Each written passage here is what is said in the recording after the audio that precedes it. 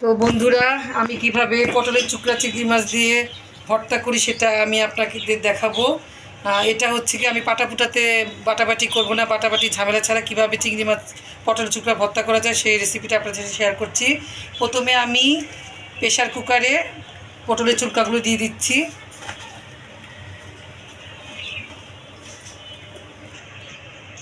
চার পাঁচটা কাঁচামরিচ, তারপরে দিয়ে দিব কুচনো চিংড়ি, মানে ছোটো ছোটো চিংড়িগুলো আমি বাজার থেকে নিয়ে এসেছিলাম, দিয়ে দিলাম।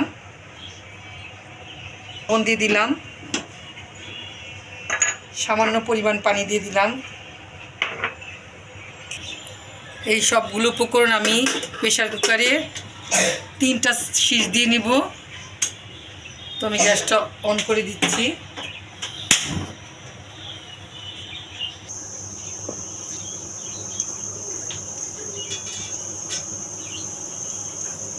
কি সুন্দর সিদ্ধ হয়ে গেছে। 4টা সিটি দিয়ে নিয়েছিলাম প্রেশার কুকারে। এই যে চিংড়ি মাছ, কাঁচামরিচ, পটলের চুকলা সব সিদ্ধ হয়ে গেছে। এখন আমি একটু ফোড়ন দিই।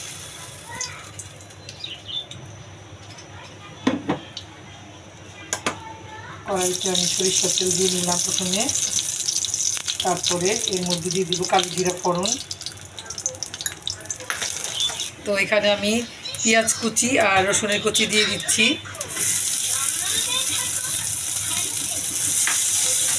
একটু নাড়াচাড়া করে হালকা ভেজে নিব।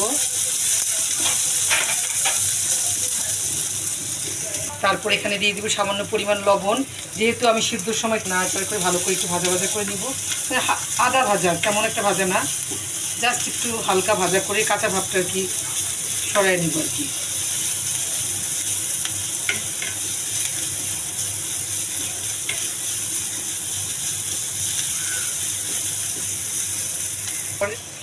এর মধ্যে আমি সিদ্ধ করা উপকরণগুলো দিয়ে দিচ্ছি।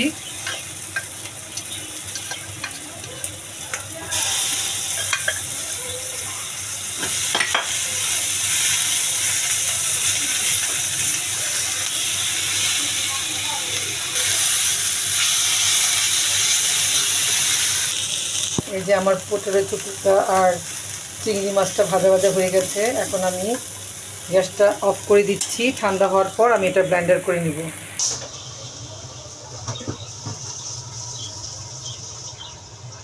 তো ব্লেন্ডার করার সময় সামান্য একটু ফিল্টার পানি দিয়ে নিতে হবে, না হলে ব্লেন্ডারটা ঘুরবে না। যা করে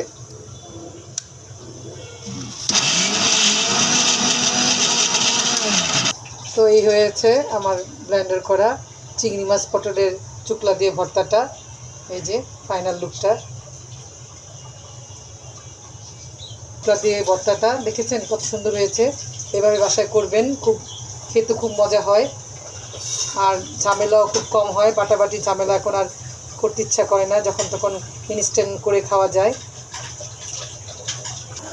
আমি ভর্তাটাকে আর একটু সুস্বাদু করার জন্য কাঁচা সরিষার তেল উপর দিয়ে ছড়িয়ে দিচ্ছি সামান্য পরিমাণ,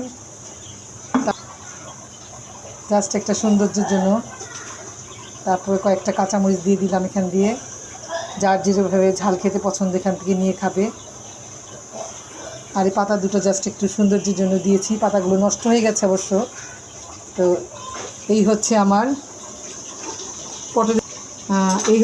পটলের চুকলা দিয়ে চিংড়ি মাছের ভর্তা, বাটাবাটি ঝামেলা ছাড়া। তো বন্ধুরা, আমার এই রেসিপিটি যদি আপনাদের কাছে ভালো লেগে থাকে তাহলে অবশ্যই আমার চ্যানেলটাকে লাইক, শেয়ার, কমেন্টস এবং সাবস্ক্রাইব করতে ভুলবেন না। বাই বাই, আল্লাহ হাফেজ।